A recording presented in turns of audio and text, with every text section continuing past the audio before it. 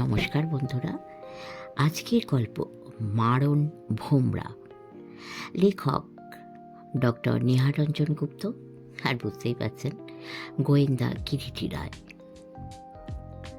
শুরু হচ্ছে মারণ ভোমরা। চন্দ্রালোকিত রাত্রি, নির্মেঘ নির্মুক্ত নীলাকাশের চকচকে মসৃণ বুকখানা যেন চন্দ্রের রজত শুভ্র কিরণে রূপোর পাতের মতোই চকচক করছে। স্তব্ধ গভীর নিশীথে চূড়া হাওয়া খোলা বাতায়ন পথে আনাগোনা করে বাতায়নের রেশমি পর্দাগুলি ক্ষণে ক্ষণে দুলিয়ে যাচ্ছে। বিশ্ব চরাচর যেন একটা সুগভীর প্রশান্তির মধ্যে আত্মসমাহিত। রজত, শশাঙ্ক, বিনয়, তিন বন্ধু এক সুবৃহৎ অট্টালিকার এক নিভৃত কক্ষে বসে গল্প করছিল। তিনজনই প্রায় সমবয়সী, অবিবাহিত। বয়স প্রত্যেকেরই 24 কি 25-এর মধ্যে। তিনজনই কলেজের ছাত্র। রজত আর্টসের ছাত্র, স্বপ্নবিলাসী ও কবি। লক্ষপতি পিতার একটিমাত্র পুত্র হওয়ায় প্রচুর খেয়ালিও। বাংলাদেশে ও পশ্চিমে পিতার বিস্তর জমিজমা ও বাড়ি আছে। কলিকাতার উপরেও অনেকগুলি ভাড়াটে বাড়ি। বাংলা সাহিত্যে MA পরীক্ষার জন্য প্রস্তুত হচ্ছে। পিতা বৎসর 2 হলো গত হয়েছেন। সংসারে ছোট একটি বোন শীলা ও এক প্রৌঢ়া বিধবা মাতা। তাদেরই বালিগঞ্জের প্রাসাদোপম অট্টালিকায় বসে তিন বন্ধু কথা বলছিল। রজত দেখতে রোগা পাতলা, গায়ের রং উজ্জ্বল শ্যামবর্ণ, মাথায় কোঁকড়ানো চুলে তেল না দেওয়ার জন্য সর্বদাই এলোমেলো, চোখে সোনার ফ্রেমের চশমা। দ্বিতীয় শশাঙ্ক মেডিকেল কলেজের 5th ইয়ারের ছাত্র, বলিষ্ঠ পেশল গঠন। পড়াশোনার চাইতে শরীর চর্চাটাতেই তার বেশি আগ্রহ। প্রত্যহ সকালবেলা নিয়মিত 1 ঘন্টা ধরে ভারী 2টো কাঠের মুগুর নিয়ে সে ব্যায়াম করে। মাথার চুল ছোট ছোট করে কদম ফুলের মতো ছাঁটা। গায়ের রং আবলুস কাঠের মতোই কালো, অত্যন্ত কাঠখোট্টা স্বভাব। কথা সাধারণত খুব কমই বলে। কাঠখোট্টা হলে কি হবে, শশাঙ্ক চমৎকার বাঁশি বাজায়।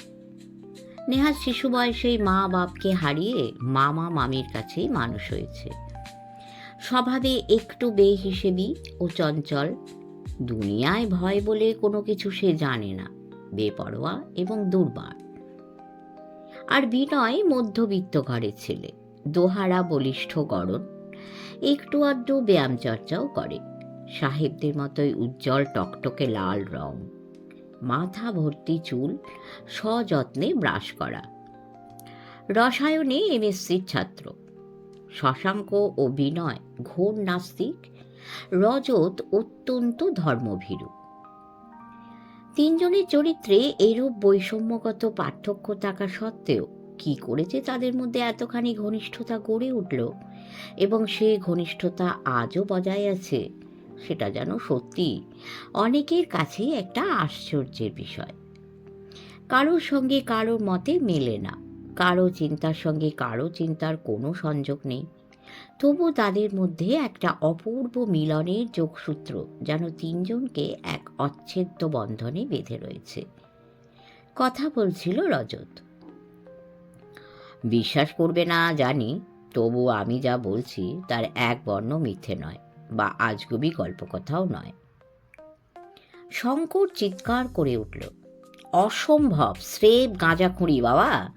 পার্সেলের মধ্যে এলা একটা কালো ভ্রমর, সেই পার্সেল খুলতেই সেই ভ্রমর লোকটাকে কামড়ালো, ও কামড়ানোর সঙ্গে সঙ্গে লোকটার ঘটল মৃত্যু। দেখ বাবা, ওই গাঁজা আর যেই বিশ্বাস করুক, আমি করি না, করছি না। কিন্তু তোমরা যতই বলো ব্যাপারটা সত্যি তাই ঘটেছে। শুধু খবরের কাগজে পড়েই আমি নিশ্চিন্ত থাকিনি, নিজে গিয়ে বিশদভাবে খোঁজ নিয়ে জেনেছি। রজত প্রতিবারের সুরে বলে। দেখ রজত, বিনয় বললে, এ কি বাবা ভেলকিবাজি, যে পার্সেলে ভ্রমর এলো এবং সেই ভ্রমরের কামড়ে মরল। একটা প্রাণী পার্সেলে এলো অথচ মরল না, বেঁচে রইল। তাছাড়া একটা ভ্রমরের কামড়ে কেউ মরে নাকি আবার? কেউ এ কথা শুনেছ তোমরা? গাঁজা, গাঁজা, একেবারে স্রেফ গাঁজা। গয়ে চন্দ্রবিন্দু আকার, জয় আকারে যা। বুঝলে হে রজতবাবু? তুমি কবি, তাই সবসময় কবিতার স্বপ্ন দেখো, কিন্তু দুনিয়াটা কবিতায় চলে না, স্রেফ গদ্য, একেবারে শুষ্কং কাষ্ঠং। তাই তো বলি সায়েন্সটা পড়। মানুষ যদি হতে চাও তো বিনিয়ে বিনিয়ে কবিতা ওড়ানো ছেড়ে দিয়ে সায়েন্স পড়তে শুরু করো। রজত একটা সিগারেটে অগ্নি সংযোগ করতে করতে বললে, একেবারে ঘোর নাস্তিক তোরা, তোদের সঙ্গে তর্ক করাই বৃথা, স্রেফ এনার্জি ও সময়ের অপব্যয়। দিন 7-8 পরের কথা। রজতের জন্মতিথি উপলক্ষে রজতের বাড়িতে হয়েছে বিরাট এক উৎসবের আয়োজন। বন্ধু বান্ধবের হাসি, গল্প, গানে সমগ্র বাড়িখানি হয়ে উঠেছে মুখরিত। বাইরের ঘরের দরজায় দাঁড়িয়ে রজত অতিথিদের অভ্যর্থনায় ব্যস্ত। একটা 8-10 বছরের ছোকরা এসে রজতের হাতে একটা খামে আটা পত্র দিল। আপনার নামই তো শ্রীযুক্ত রজত সেন? হ্যাঁ, কেন বলো তো, কে তুমি? রজত ছেলেটিকে প্রশ্ন করলে। একজন ভদ্রলোক এই চিঠিখানা আপনাকে দেওয়ার জন্য আমার হাতে দিয়ে গেলেন। ছেলেটি বলল। কে সে ভদ্রলোক? তা তো জানি না। একটা ট্যাক্সিতে চেপে আপনার বাড়ির সামনে এসে দাঁড়ালেন। আমি আপনার বাড়ির সামনে দাঁড়িয়েছিলাম। আমাকে ডেকেই পত্রখানা দিয়ে আপনাকে এটা দেবার জন্য অনুরোধ জানিয়ে চলে গেলেন। বললেন বড্ড জরুরি কাজে তিনি ব্যস্ত আছেন, আমি এই চিঠিখানা আপনার হাতে পৌঁছে দিলে তার বড্ড উপকার হয়। ও আচ্ছা, তুমি যেতে পারো। ছেলেটি ওই পাড়াতেই থাকে, নমস্কার জানিয়ে চলে গেল। আশ্চর্য, কে আবার তাকে এমন করে ট্যাক্সিতে চেপে বাড়ির সামনে এসে চিঠি দিয়ে গেল, অথচ বাড়িতে ঢুকলো না? তার কোনো পরিচিত বন্ধু বান্ধব নয় তো? সাদা খামের উপরে ইংরাজিতে তারই নামটা টাইপ করা। রজত বেশ একটু বিস্ময়ের সঙ্গেই পত্রখানা খুলল, কিন্তু চিঠিখানা পড়তে পড়তে সহসা তার সমস্ত মুখটা যেন কেমন হয়ে যায়। একটা গভীর চিন্তার কালো ছায়া ঘনিয়ে আসে, বাদল আকাশের মেঘের মতোই। চিঠিখানা সংক্ষিপ্ত। রজতবাবু, লোক পরম্পরায় আপনার শুনি অনেক অনেক টাকা, অথচ আমার কিছু অর্থের প্রয়োজন, তাই 1000 টাকা আপনার কাছে দান চাই। ভয় নেই, টাকাটা ভালো কাজেই, মানে দেশের ও দশের কাজেই লাগাবো। দেখবেন এই সামান্য তুচ্ছ ব্যাপারের জন্য যেন আবার লাল পাগড়িদের নিয়ে টানাটানি করবেন না। আজ মাসের 20 তারিখ, আজ থেকে 10 দিন পরে রাত্রি 11টায় আপনার শোবার ঘরে লিখবার ছোট টেবিলটার উপরে 20,000 টাকার 10 টাকার নোট রুমালে বেঁধে রেখে দিলেই আমি পাব। অন্যথায় 24 ঘন্টার মধ্যে আপনার মৃত্যু অবশ্যম্ভাবী। আমি এক কথার মানুষ। ইতি। আপনাদের নামে এই দুনিয়ার যাবতীয় ধনীদের অকৃত্রিম বন্ধু, মারণ ভোমরা। সর্বনাশ! শীতের রাত্রেও রজতের সর্বাঙ্গ ভিজে উঠল। গলাটা যেন শুকিয়ে যাচ্ছে, মাথাটা ভোঁ ভোঁ করছে। পাশের ঘরে বন্ধু বান্ধবদের গোলমালের শব্দ যেন ক্রমে ক্ষীণ হয়ে অস্পষ্ট হয়ে যাচ্ছে। কতক্ষণ যে চিঠিটা হাতে হতভম্ব হয়ে দাঁড়িয়েছিল জানে না রজত। হঠাৎ বন্ধু শশাঙ্কের ডাকে ও চমকে ফিরে তাকালো। এ কি রজত, তুই এখানে একা একা ভূতের মতো দাঁড়িয়ে, আর ওদিকে আমরা সকলে খুঁজে হয়রান হয়ে গেলাম। কিন্তু রজতকে নিঃশব্দে চুপ করে বোবার মতো দাঁড়িয়ে থাকতে দেখে শশাঙ্ক আরও একটু এগিয়ে এসে ওর মুখের দিকে তাকিয়ে চমকে উঠল। ব্যাপার কি? কি হয়েছে রে? আরে বল না, অমন বোবার মতো চুপ করে দাঁড়িয়ে আছিস কেন? রজত চিঠিখানা শশাঙ্কের দিকে এগিয়ে গেল। পড়ে দেখ। কি এটা? কার চিঠি? পড়েই দেখ না। শশাঙ্ক নিঃশব্দে আগাগোড়া চিঠিখানা এক নিঃশ্বাসে শেষ করে ফেললে। কে দিল এই চিঠি? কখন? কোথায় পেলি? রজত ধীরে ধীরে সব কথা খুলে বললে। বেটার লম্বা লম্বা বুলি দেখছো? নবাবের বেটা খাঞ্জা খাঁ, টাকা দিতে হবে। তুইও যেমন। কিচ্ছু তুই ভাবিস নে রজত, এমন একখানা নকআউট ঝাড়বো যে জন্মের শোধ বুঝে নেবে। সাল্লা, ঘুঘু দেখেছ, ফাঁদ দেখনি। কিন্তু তুই তো জানিস এই মারণ ভোমরা কে? বিষাদ ক্লিষ্ট স্বরে রজত জবাব দিলে। তার কথা অমান্য করার ফল তো ইতিমধ্যে এ শহরের 3 জন হাতে হাতেই পেয়েছেন। এইবার তিনিও হতে পারেন।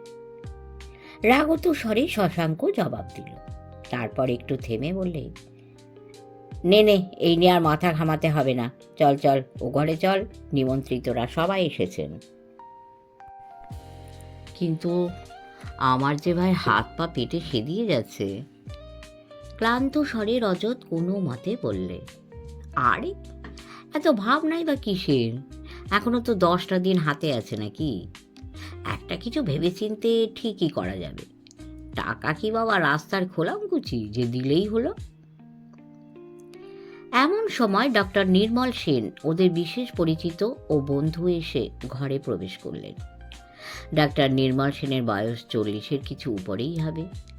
লম্বা লোকাটে চেহারা, মাথার সামনের দিকে একটুখানি টাক, পরিধানে দামি অ্যাশ রঙের সার্জের গরম স্যুট। গোল গোল চোখ দুটি বুদ্ধির প্রাচুর্যে চকচক করছে, যেন অন্ধকারে 2টো কাঁচের বল জল জল করে জ্বলছে। টানা রোমস 2টি ভ্রু, নিচের ঠোঁটটা পুরু, মুখখানা লম্বাটে ধরনের, দাড়ি গোঁফ নিখুঁতভাবে কামানো, মুখে সর্বদাই একটা চাপা হাসির আভা যেন বিচ্ছুরিত হচ্ছে। বর্মায় প্র্যাকটিস করছিলেন ভদ্রলোক যুদ্ধের আগে। জাপানিরা যেদিন হুড়মুড় করে এসে আকাশে জলে স্থলে চারপাশ থেকে বর্মা দেশকে আক্রমণ করলে, তখন অনেক ইভাকুইর সঙ্গে সঙ্গে উনিও হাঁটা পথে ইম্ফল হয়ে পাহাড় পর্বত নদী জঙ্গল ডিঙিয়ে অনেক কষ্টে কোনো মতে বাংলাদেশে প্রাণটা নিয়ে পালিয়ে আসেন। ভাগ্যে কলকাতার ব্যাংকে কিছু টাকা ছিল, তাই রক্ষে। অবিবাহিত, সংসারে আপনার বলতে কেউই নেই। কিছুদিন হলো কলকাতায় এসে প্র্যাকটিস শুরু করেছে। হৃদরোগের বিশেষজ্ঞ। ইতিমধ্যেই প্র্যাকটিস বেশ জমে উঠেছে, অত্যন্ত মিশুকে ও আলাপি। মেডিকেল কাউন্সিলের একটা মিটিংয়ে কয়েক মাস আগে শশাঙ্কের সঙ্গে ওর প্রথম আলাপ হয়, এবং সেই সূত্রেই রজত ও বিনয়ের সঙ্গে আলাপ। আজ উনিও নিমন্ত্রিতদের মধ্যে একজন। ডাক্তার সেন ঘরে ঢুকতে ঢুকতে বললেন, হ্যাঁ, এই যে কবি, আপনি এখানে? আসুন আসুন, ও ঘরে চলুন। আপনার জন্য যে সকলেই আমরা ব্যস্ত হয়ে উঠেছি। হোস্টহীন গেস্টের দল। ম্লান স্বরে রজত জবাব দিলে, চলুন।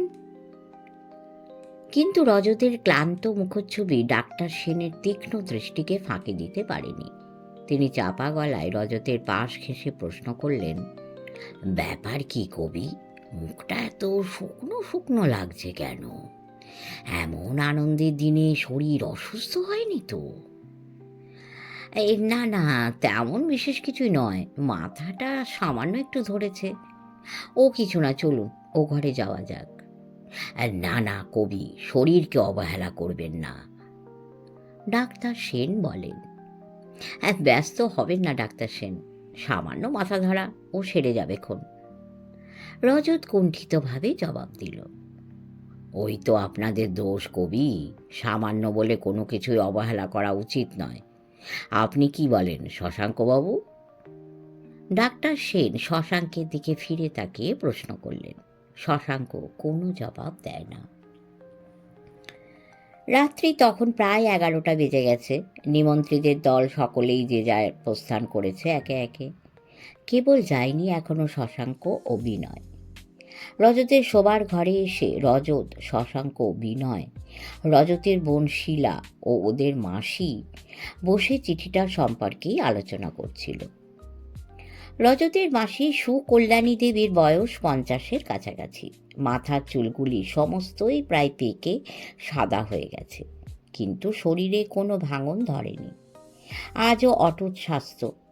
বিবাহ হয়েছিল অল্প বয়সে এবং বিধবাও হন অল্প বয়সে।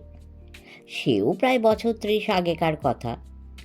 বিধবা হবার পর তিনি দিদি মানে রজতের মার ঘরে এসে কায়েমিভাবে বসবাস শুরু করেন। রজতের যখন মাত্র 11 বৎসর ও তার বোন শীলার মাত্র 3 বৎসর, সেই সময় রজত ও শীলার মা বিন্দুবাসিনীর স্বর্গপ্রাপ্তি হয়। বোনের মৃত্যুর পর সুকল্যাণী বোনপো ও বোনঝির সকল ভার নিজের স্কন্ধেই তুলে নেন। রজতের পিতা আর দ্বিতীয়বার দ্বার পরিগ্রহ করেননি। সুকল্যাণী দেবী সংসারের সমগ্র দায়িত্ব নিজের কাঁধে তুলে নিয়ে এতদিন চালাচ্ছেন। এতদিন ধরে সুনিপুণভাবে তিনি সংসার চালিয়ে এসেছেন। অপুত্রবতী নারীর মাতৃত্ব এদের দুটি ভাই বোনকে ঘিরে আবর্ত রচনা করে ফেলেছে। শীলার বয়স এখন 18 কি 19 হবে, কলেজে 3rd ইয়ারের ছাত্রী। রজতের মতোই রোগা পাতলা গরম, কিন্তু গায়ের রং রজতের চাইতেও অনেক বেশি উজ্জ্বল। দুটি ভাই বোনে অত্যন্ত ভাব। সুকল্যাণী বললেন, আমার মতে কিন্তু আর দেরি না করে শশাঙ্কের এখনই পুলিশে একটা সংবাদ দেওয়া উচিত। তুমি কি বলো শশাঙ্ক? শশাঙ্কের দিকে সুকল্যাণী সপ্রশ্ন দৃষ্টিতে তাকালেন। না মাসিমা, হট করে কিছু একটা করা ঠিক হবে না। ভেবে চিন্তে যা করার করতে হবে। সর্বদা আমাদের মনে রাখতে হবে প্রতিপক্ষ অত্যন্ত চতুর ও কুশলী।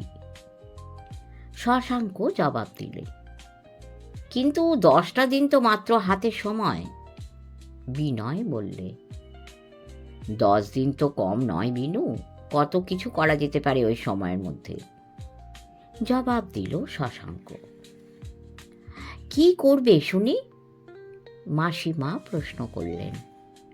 শুনুন মাসিমা, মারণ ভোমরা যেই হোক, লোকটা ভয়ঙ্কর কুশলী ও চক্রী, সে বিষয়ে কোনো ভুলই নেই।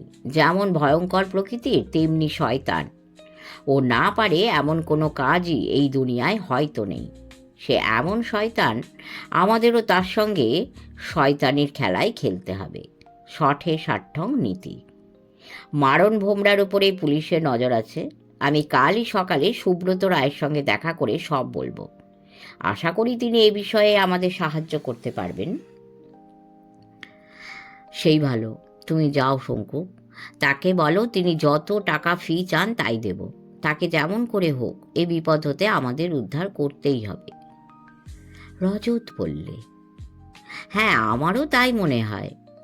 বিনয় বললে। সে রাত্রের মতো আলোচনা বন্ধ হলো। শশাঙ্ক যাওয়ার সময় রজতের পিঠে একখানা হাত রেখে সস্নেহে বললে, তুই কিচ্ছু ভাবিস নে রজত, সব ঠিক হয়ে যাবে। তবু সাবধানের মান নেই। একটা দিন একটু সাবধানে থাকিস। ঘরের জানালা দরজাগুলো একটু ভালো করে বন্ধ রাখিস। উপদেশ ও সান্ত্বনা দিয়ে শশাঙ্ক ও বিনয় সে রাত্রের মতো বিদায় নিয়ে চলে গেল।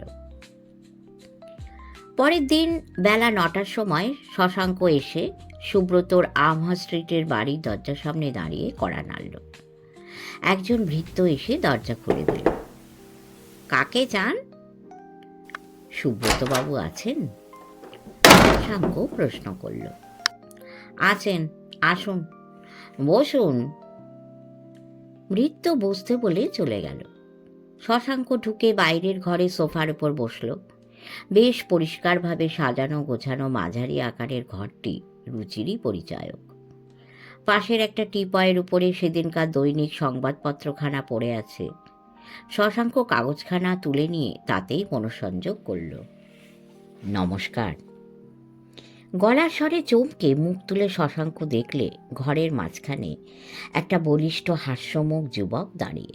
পরিধানে তার নীল রঙের বার্মিজ লুঙ্গি ও সাদা রঙের ভয়েলের পাঞ্জাবি। আপনি? আগে আমারই নাম সুব্রত রায়। আপনি? সুব্রত বসতে বসতে প্রশ্ন করে, নমস্কার, আমার নাম শশাঙ্ক চক্রবর্তী। আমার কাছে কি প্রয়োজন বলুন তো? দেখুন, বিশেষ একটা বিপদে পড়েছি, তার জন্যই আপনার শরণাপন্ন হতে বাধ্য হয়েছি। কি রকম? সুব্রত অনুসন্ধিৎসু দৃষ্টিতে শশাঙ্কের দিকে তাকালো। বিপদটা অবশ্য ঠিক আমার নাও বলতে পারেন, আবার আমারও বলতে পারেন। কি রকম? মানে, বিপদ আমার এক বন্ধুটি আমার লক্ষ্যপতি। সুব্রত এবারে হাসতে হাসতে বলে, মারণ ভোমরার পত্রাঘাত কি? শশাঙ্ক চমকে উঠল। কেমন করে বুঝলেন বলুন তো? আশ্চর্য। 1,020 টাকার দাবি জানিয়েছে বোধ করি। হ্যাঁ, কিন্তু আপনি এসব জানলেন কি করে? জাদুবিদ্যা জানেন নাকি মিস্টার রায়? না না, জাদুবিদ্যা আমার পেশা নয়। তবে জানলেন কি করে? মানে, মারণ ভোমরার আবির্ভাবের পর হতে এইরকমই হচ্ছে কি না, তাই 2 2 4 করে নিয়েছি আর কি। তারপর একটু থেমে সুব্রত বলে, আপনার লক্ষ্যপতি বন্ধুটি হলেন 4 নম্বর শিকার। হ্যাঁ, ভালো কথা। আপনার বন্ধুটির নাম কি?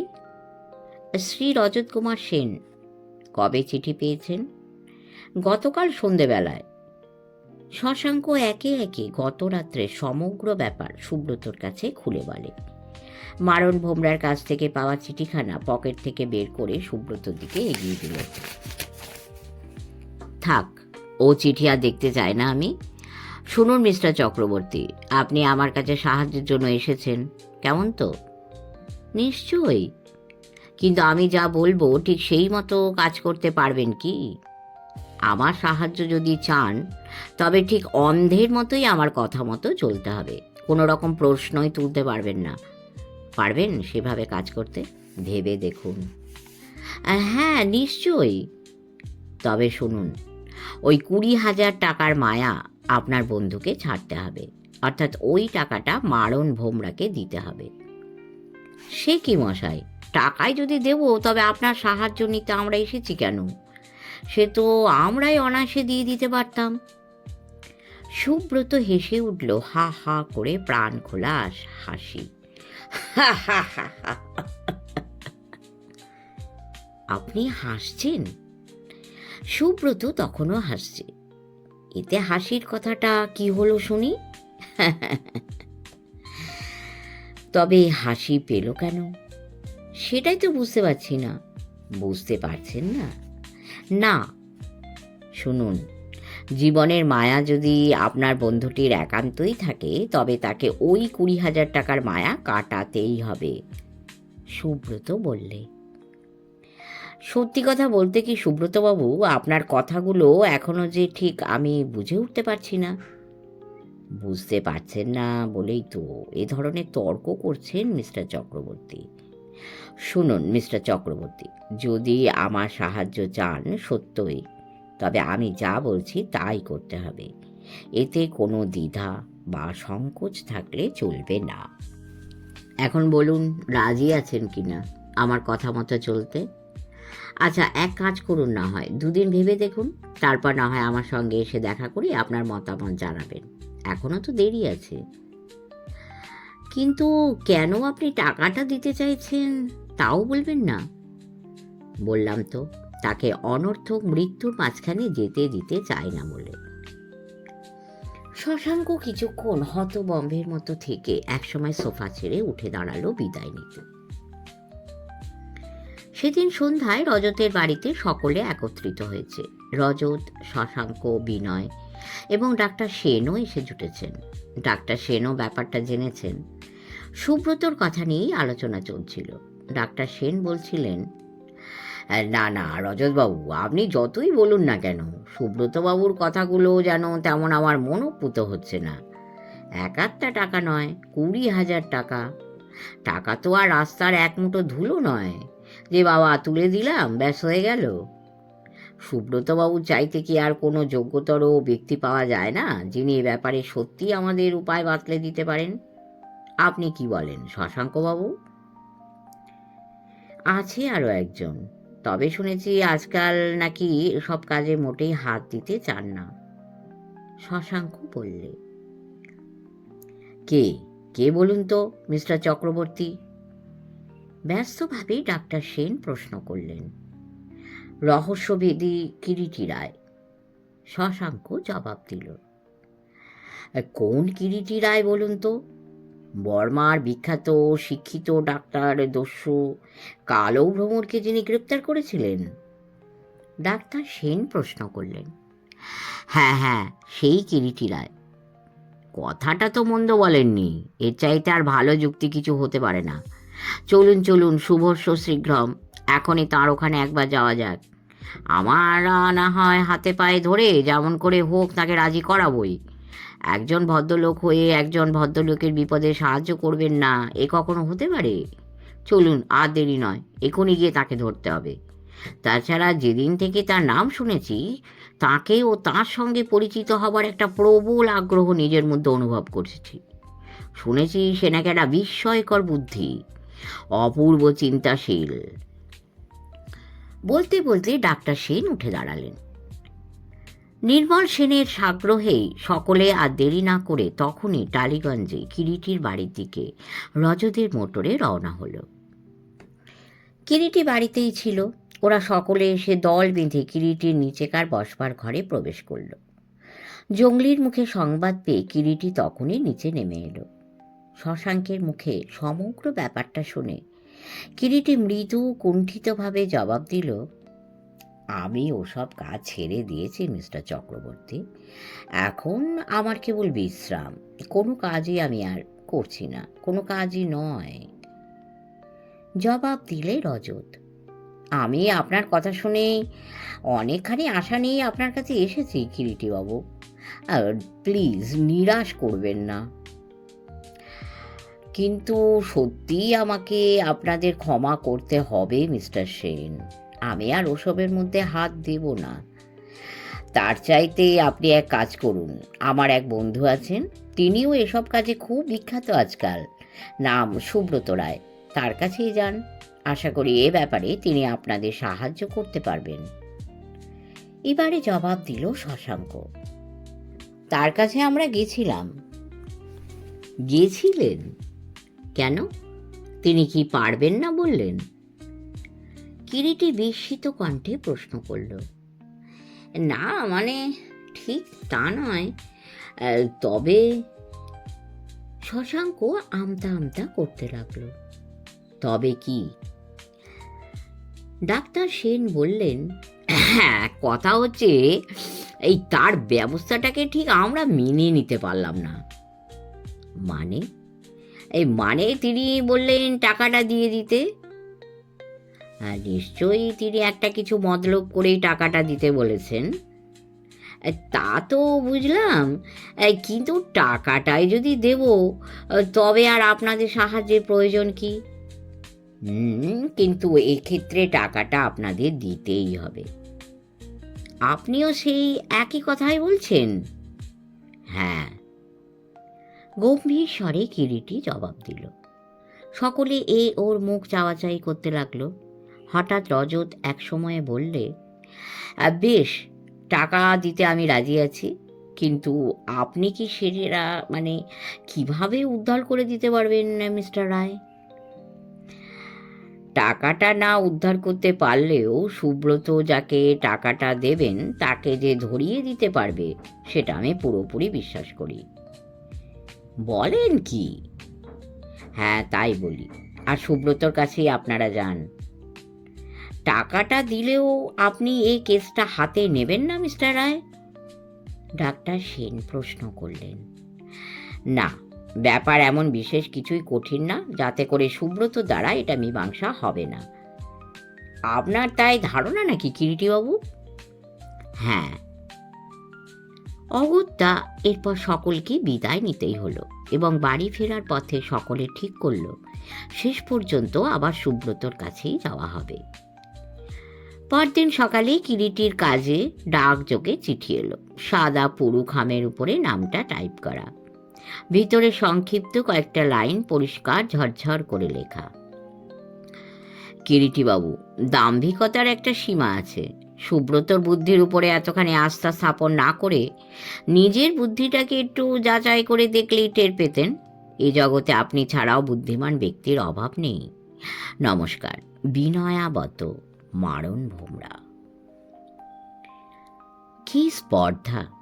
রাগে কিরিটির প্রথমটায় সর্বাঙ্গ রি করে জ্বলে উঠেছিল, কিন্তু পরক্ষণে স্থির চিত্তে আগাগোড়া সমগ্র ব্যাপারটা আবার ভাবতেই প্রশান্ত হাসিতে সমগ্র মুখখানি ঝলমল করে উঠল। খানিকক্ষণ মৌনভাবে সে নিঃশব্দে ঘরের মধ্যে পায়চারি করে বেড়ালো। পরে কি ভেবে ফোনটা তুলে নিল। হ্যালো, বড়বাজার 3035। হ্যালো, কে? সুব্রত? হ্যাঁ, কে? কিরিটি? হ্যাঁ, ওহে, রজত সেনের কেসটা হাতে নিয়েছো নাকি? হ্যাঁ, একটু আগে এসে তারা সেটেল করে গেলেন। বেশ। মারণ ভোমরা চ্যালেঞ্জ করে পাঠিয়েছেন। বলো কি? এসোই না একবার, চক্ষু দিয়ে দেখে নিশ্চিন্ত হও। হ্যাঁ, এক্ষুনি আসছি। শেষ হলো মারণ ভোমরা প্রথম পর্ব। পরের পর্ব আরও রোমাঞ্চকর। দেখা যাক কী কী ঘটে। সকলে আমাদের সঙ্গে থাকবেন, লাইক, কমেন্ট, শেয়ার করবেন এবং সাবস্ক্রাইব করবেন। পরম করুণাময় সকলের